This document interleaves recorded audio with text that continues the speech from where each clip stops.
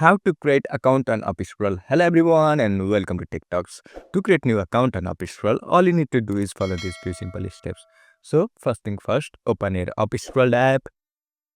So once you open it, you will find different options. So tap on create account. Now you will be asked to enter your details. So simply enter your name, email address and then date of birth. So once you enter everything, tap on next. Now create a password for your account. So simply type in your password and then tap on next again. Now UpScrolled will send you a 6-digit verification code on your email address. So to receive it, tap on next.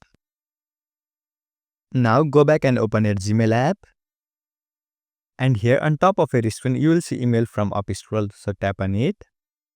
And then copy this 6-digit verification code. So once you copy it, go back to your UpScrolled app. And then paste the verification code here.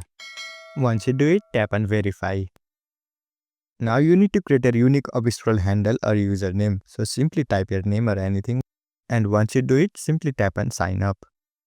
And this is how you can create your own UpScrolled account. I hope you found this video helpful. Thank you for watching. Follow us for more helpful tutorials. Subscribe.